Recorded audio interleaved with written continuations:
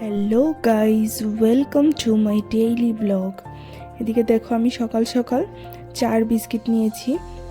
তারপর এটা খেয়ে চলে গেলাম রান্নাঘরে ব্রেকফাস্ট বানানোর জন্য। আজকে ব্রেকফাস্টে একটুখানি চাউমিন বানাবো।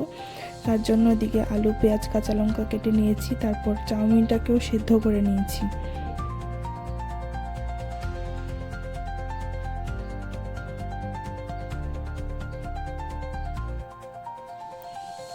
এদিকে আলুটাকে ভেজে নিচ্ছিলাম।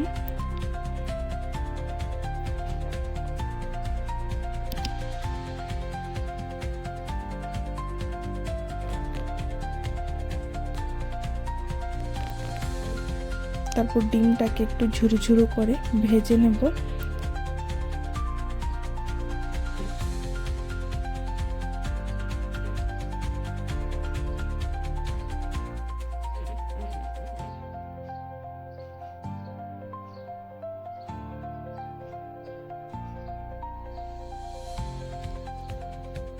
এখন কড়াইতে সেদ্ধ করা চাউমিনটা দিয়ে মিক্স করে নেব।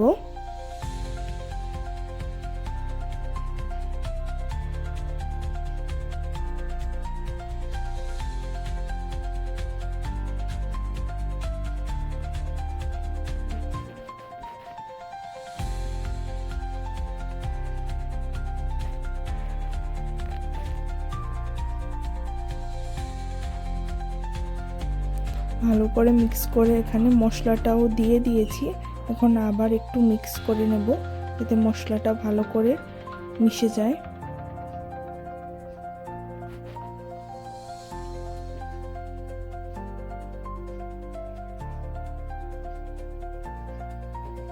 এদিকে আমার চাউমিন অলমোস্ট রেডি। দেখো, আমি প্লেটে বেড়ে নিয়েছি চাউমিনটা, আর এখানে চা নিয়ে নিয়েছি।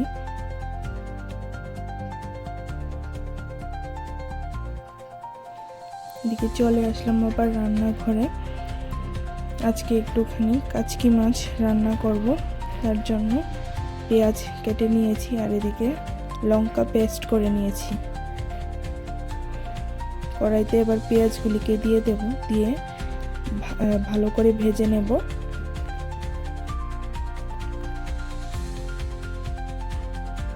ভাজা হয়ে গেলে তারপর বেটে রাখা লঙ্কাটা দিয়ে দেব।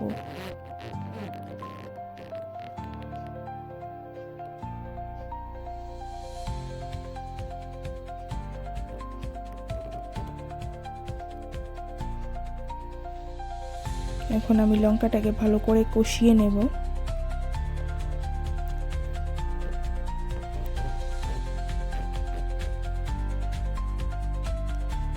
দেখো, মশলাটা কষানো হয়ে গেছে। এবার আমি মাছটাকে দিয়ে দেব, দিয়ে আরেকটুখানি কষাবো।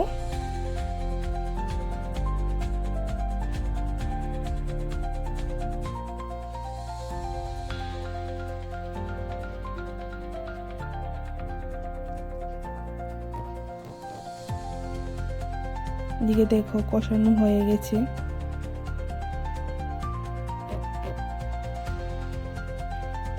আমি এদিকে মাছে দেওয়ার জন্য কিছুটা ধনেপাতা কেটে রেখেছি। এবার ধনেপাতাগুলিকে দিয়ে মাছটাকে নামিয়ে নেব।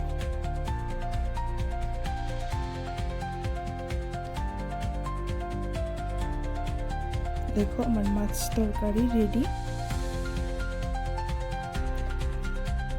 এদিকে আমি কাঁকরোলটাকে সিদ্ধ করে এর বীজও বের করে রেখেছিলাম, কাঁকরোলের পুর বানাবো তাই।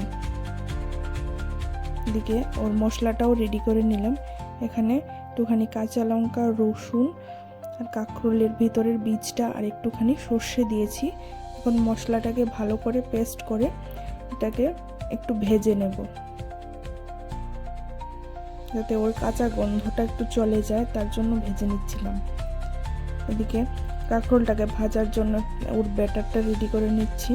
এখানে বেসন, একটুখানি কর্নফ্লাওয়ার, একটু হলুদ, লবণ আর একটুখানি চিনিও দিয়েছিলাম। এদিকে আমার ব্যাটারটাও রেডি। এখন আমি একে একে কাঁকরোলগুলিকে ভেজে নেব।